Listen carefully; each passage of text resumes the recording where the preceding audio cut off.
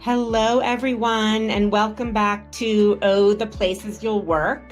We have a really fun show today with a woman with an incredibly interesting, unique career. So today we're going to be talking with Jaimie Pangan, and she is a musical composer for film, TV, and games. And Jaimie was born in the Philippines.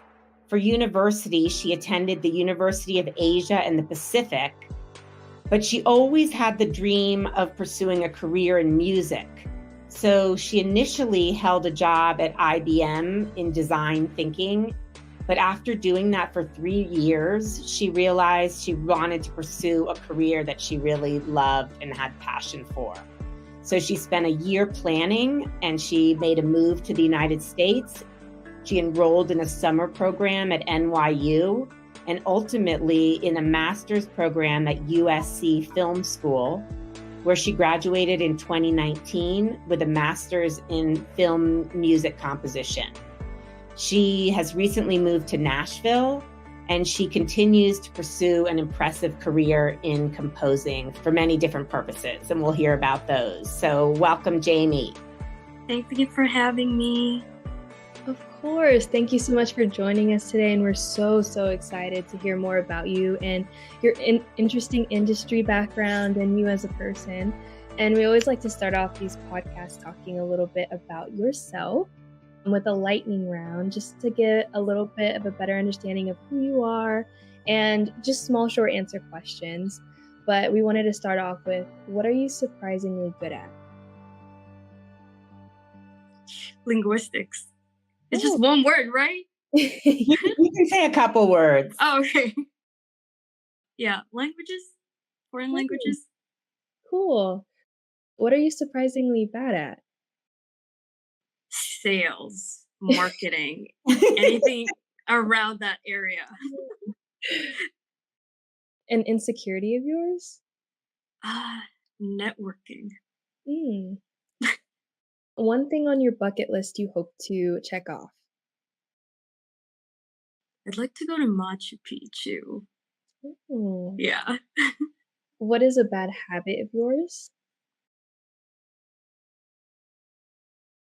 Peeling off the skin of around the sides of my nails. The hangnails? I like that.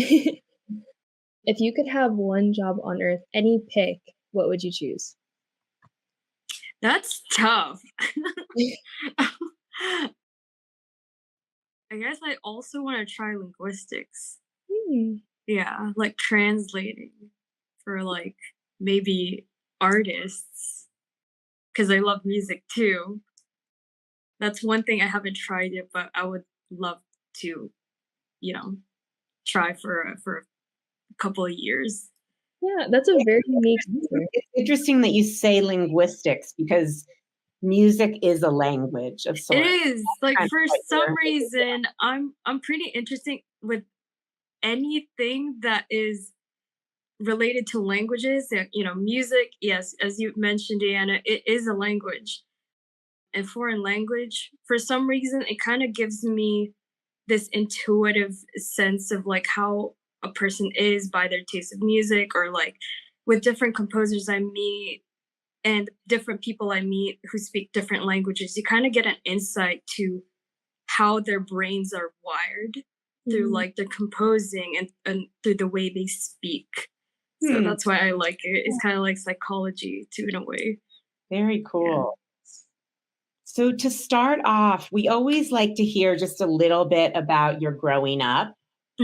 And so you grew up outside of the United States, and tell us a little bit about what was your family like, paint a bit of a picture of kind of where and how you grew up. I was born and raised in the Philippines. I was 25 when I moved to the US. I grew up with my mom and then my dad, 2 brothers. I grew up with playing the violin as well. My mom would push me to like different activities, like having my violin lessons. I got into like swimming varsity. She would push me to ballet and all of these like creative stuff. So when I was young, I was really involved with like a lot of like creative activities. and I also grew up in like church, theater, and then I moved here, yeah, when I was 25, I think, or 26, to pursue music. So it's interesting, kind of the words you're using to describe like being sort of pushed a bit by your parents. And so I think when we talked before, you felt pressure to pursue kind of a more traditional career originally. And so Yeah.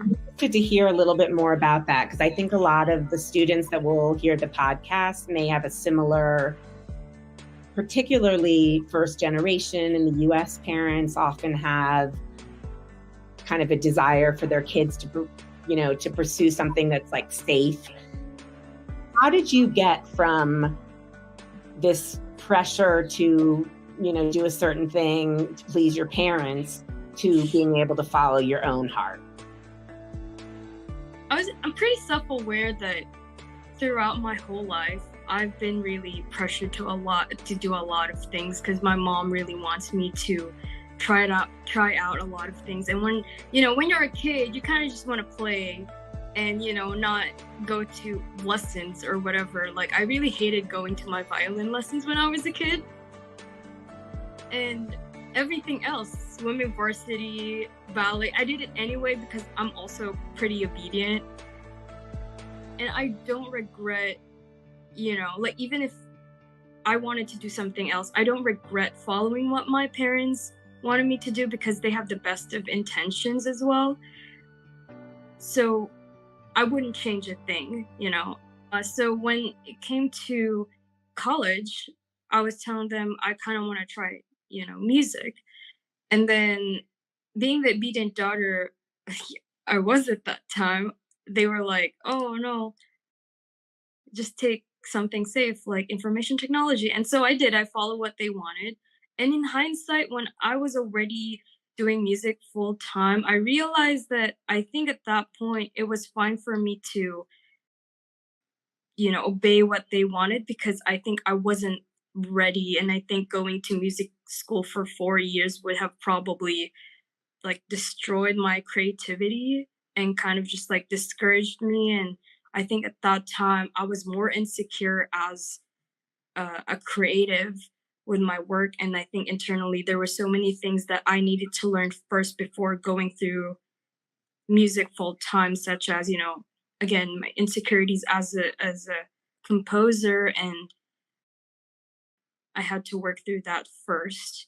And I think the timing was right that I didn't, go to music school and all that stuff. So I guess throughout the years that I was working at IBM for 3 years, I was kind of reading a lot of books about, potential and, reaching your potential and kind of just like doing the work that you love. And at one point, I got really convinced when I went to NYU. They have this 2-week film music workshop.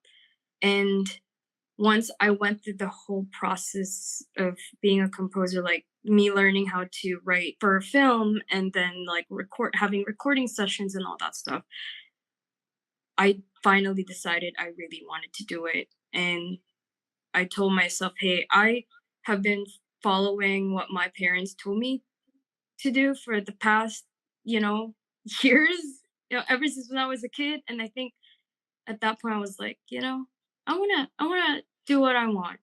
And if I don't want to regret not trying, Mm. So if that makes sense. Yeah, beautifully stated. And honestly, hearing that from you and just your story is so inspiring. Just going after something that you love, and no matter the outside message, it's really great to hear that you found something you love to do. Kind of going to the route of comparison between IBM and what you're doing now, was there some similarities and differences? Like, did you take something from IBM that you're currently doing in your current role, or what were some differences or similarities you found? I think it's more of, I guess, the grit that I developed throughout the years doing something I did not like. Mm. And when I started working in music, there were also some parts of it that I did not enjoy. Now that I am doing something that I love, you know, having that grit helps because it makes me want to persevere more and more.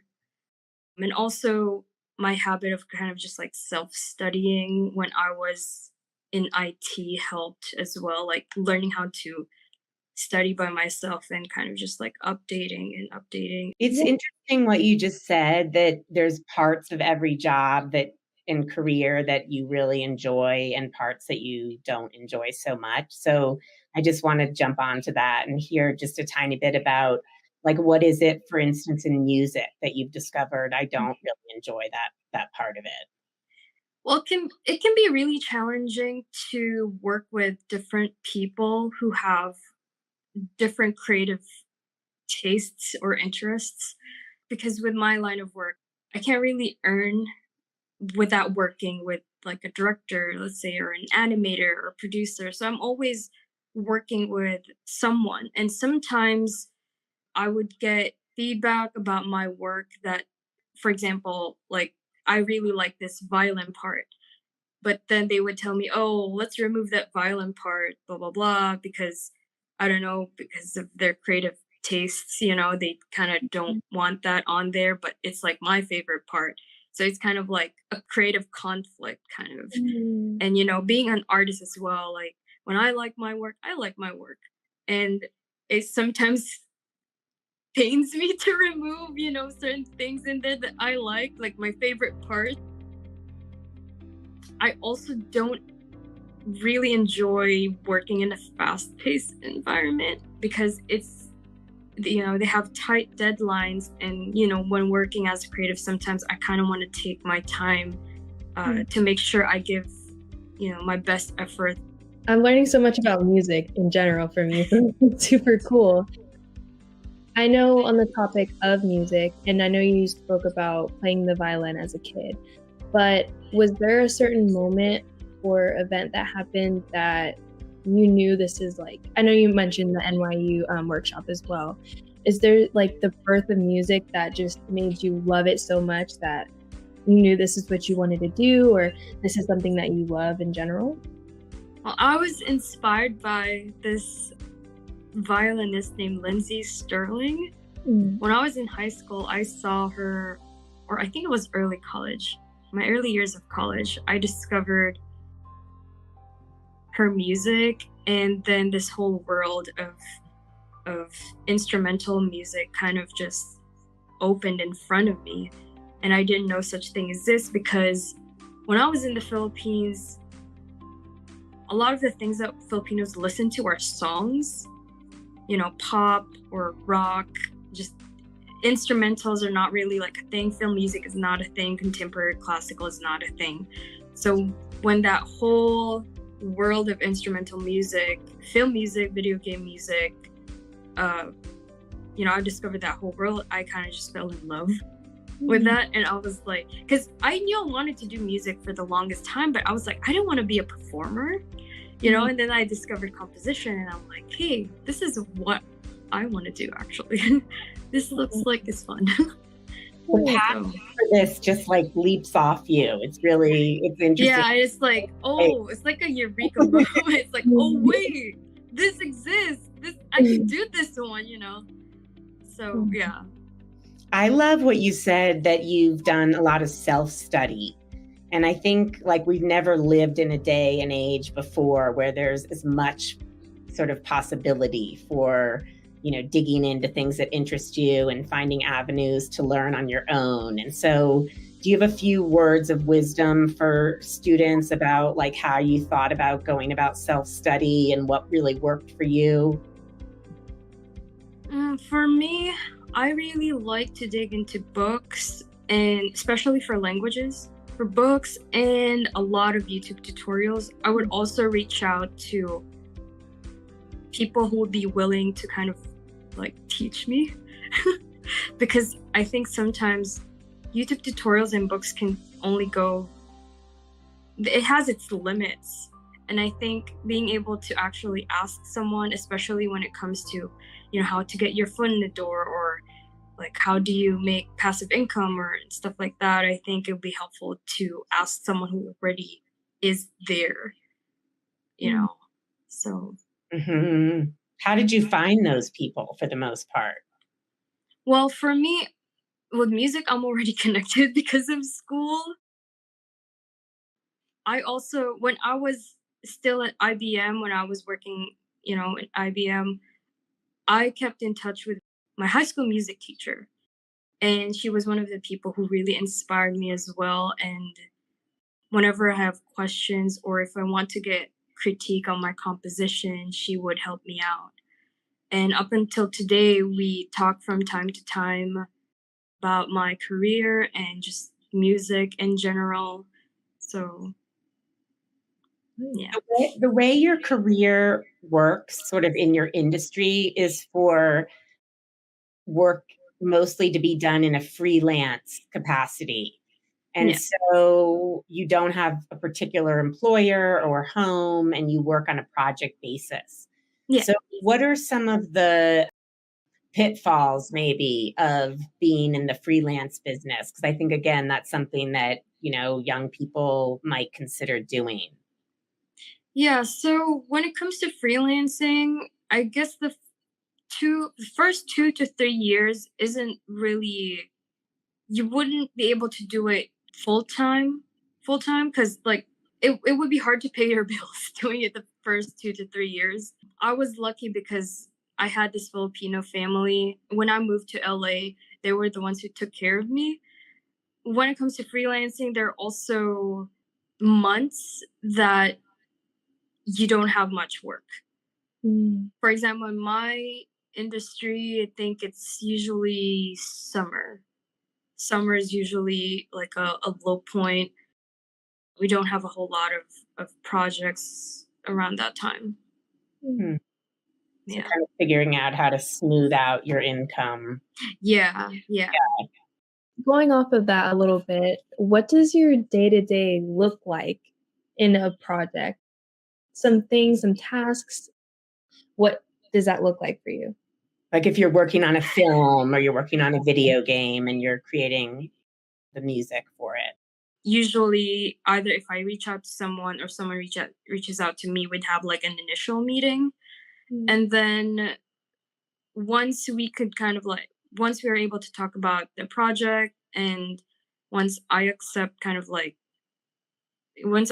that project, I give them a contract so that we will be clear on like what the terms are going to be. I never start without my contract. And then, that's when I start to compose. And they also give me the film, and we go through revisions until they're satisfied with all the music. But can you describe a little, like when you're watching a scene in a film, like how you what you're feeling that helps you create a particular type of music to go with that part of the film? It's more of an intuitive tip. It's kind of just hard to describe. I'm going to try my best. There are so many things I try to look for in a film. I try to think about the characters and like the overall environment. If it's like a small, let's say like a small setting, maybe like in a house and then in a bar, or like, nothing too grand. I usually have like small instrumentation. So like maybe 9 to 10 instruments. I also think about, what kinds of instruments I'm going to be using. For example, I recently worked on this film that is about video games, the arcade kind of type of video game. And they were like, that's kind of like the main, like kind of theme, retro, ish. So I would use like retro synths and also like play with video game sounds and try to like incorporate that with the music. So, yeah. So cool. That is so cool. You know, like I try to conceptualize. Oh yeah, and the fact that you were able to get to this point where it's kind of ingrained and you kind of can just have a feeling connected to everything is just great. I think that's awesome. If you could look down the road like 10, 20 years, and let's say your career goes exactly as you want it to and continues progressing, like what is it that you hope it looks like at that time? To be honest, I don't think I want to compose music like all the time because I have so many interests. It would be nice to do that half of the time, and then half of the time maybe something with linguistics. But I am very sure that I want to reach a point wherein I would have continuous good passive income from my music, you know, in such a way that I would live comfortably. Yeah, just doing everything else that I'm interested in doing because I have a lot of interests. I think that's a great thing that you have so many interests. I think people look for that too, and just the hobbies, the interests. It's so cool, and the fact that you could build that over time and also in your work is awesome. We're going towards the end of our podcast. We always love to ask this final question. It's just a cool little snippet, and we get to learn a little bit more about the speaker as well. But if you could have any superpower that you could have while at work to help you day to day, what would that be? Being fast. Being fast. So I can, because I'm always in a fast-paced environment. It would help. I think it would help a lot. I think so I can get more work done. Oh yeah, and faster. Yeah, no, I definitely get that. Yeah, and then rest. For I don't know. Yeah, the whole day. Do work for an hour, rest the whole day. Let me ask you one more question. Is there a film that you've seen that you just adore the music in that film? I really like this composer named Alexander Desplat. I might have been butchering his the pronunciation, but he's French. He worked on The Imitation Game and The Shape of Water. Those two scores I really love. There's also a video game called Genshin Impact that I really, really love and I'm inspired by. So, yeah. Awesome. Thank you so much. This was a really fun interview. And it was so unique to hear about your experience. So thank you for sharing that time with us today. Thank you as well.